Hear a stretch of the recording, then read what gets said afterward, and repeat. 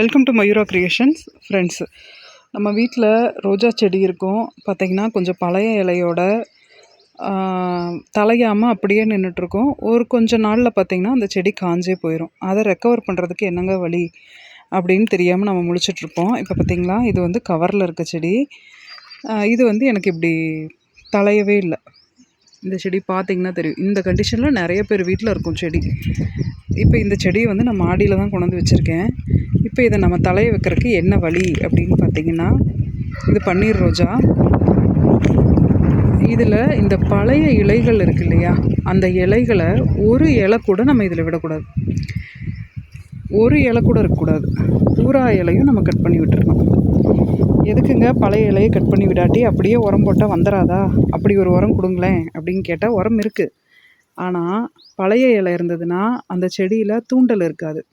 திரும்ப வேகமாக வளரணும் அப்படிங்கிற ஒரு இது இருக்காது. இப்போது நமக்கு வந்து உடம்புல அட்ரினல் சுரக்குதுன்னு சொல்லுவாங்க இல்லையா, அந்த வேகமாக ஏதாவது ஒரு ஆபத்து வரும்போது நம்ம வேகமாக ஓடுவோம். அது வரைக்கும் நடக்கவே முடியாமல் நடந்து போயிட்டுருப்போம். ஒரு நாய் துரத்துது இல்லை மாடு முட்டை வருதுன்னா வேகமாக ஓடுவோம். அது மாதிரி இதனுடைய இலைகளை பூரா நம்ம கட் பண்ணும்போது இந்த செடி வந்து அதனுடைய சக்தி வந்து வேகமாக வேலை செய்யும். அதனால் இந்த செடிகளை இலையை முழுக்க கட் பண்ணி விட்டுருங்க. காற்று மேலே சரியான காற்றாக இருக்குது. கட் பண்ணி விட்டுட்டு இந்த வாரத்துக்கு நான் ஒவ்வொரு வாரமும் ஒவ்வொரு ஃபர்டிலைசர் கொடுப்பேன் செடிங்களுக்கு. கம்பல்சரி ஃபர்டிலைசிங் பண்ணுவேன். இப்போ இன்றைக்கி வந்து சாட்டர்டே இல்லையா, இன்றைக்கி சாட்டர்டேக்கு நான் வந்து டிஏபி கொடுக்குறேன். இந்த கவர்லேயே தான் வச்சுருக்கேன். ஏன்னா எனக்கு ஃபுல்லாகவே எல்லாம் மாடியில் பேக்கில் வைக்கிற அளவுக்கு இடம் பத்தாது. நிறையா மதர் பிளான்ட்லேருந்து நிறையா நம்ம சோதித்து பார்க்குற பிளான்ட் வரைக்கும் வச்சுருக்கோம் இல்லையா, அதனால் இடம் பத்தாது.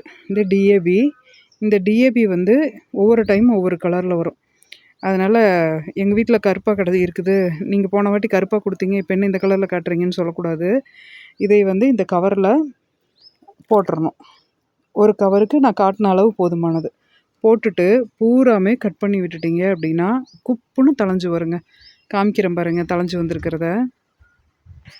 இதுதான் நர்சரி டெக்னிக்குங்க.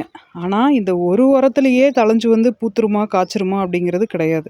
நம்ம ஆர்கானிக்காக எப்பையும் கொடுக்குற உரத்தை நம்ம கொடுத்துட்டே தான் இருப்போம்.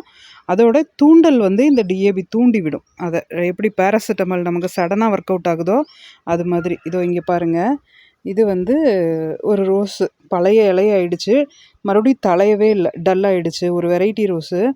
அதனால என்ன பண்ணேன், நான் மாடியில் கொண்டு வந்து வச்சுட்டு டிஏபி எல்லா இலையும் சுத்தமாக கட் பண்ணிட்டேன்.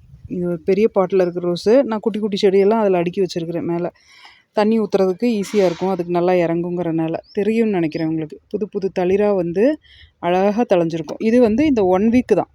இப்போ நான் உங்ககிட்ட காமிச்சேன் பார்த்தீங்களா, ஒரு மாதமாக அந்த செடி அதே கண்டிஷனில் தான் இருக்குது. அதை செக் பண்ணுறதுக்காக நான் அப்படியே வச்சுருந்தேன். இந்த செடி இப்போ 1 வீக்குக்கு முன்னால் தான் நான் கட் பண்ணி விட்டேன். எப்படி தழுத்து வந்திருக்குது பாருங்கள், அருமையாக தழுத்து வந்துடும். அந்த மாதிரி டல் கண்டிஷனில் இருக்கிற செடிங்களை கூட நீங்கள் வந்து ஃப்ரெஷ்ஷாக மாற்றுறதுக்கு இந்த மெத்தட் ஒர்க் அவுட் ஆகும். டல்லாக இருந்ததுன்னா கட் பண்ணி விட்டு டிஏபி போட்டு விட்ருங்க. அது பாட்டுக்கு குப்புன்னு தளைஞ்சு வளரும். அருமையாக தளைஞ்சு வந்திருக்கு பாருங்கள், எல்லா இடத்துலையும் கிளை எடுத்து.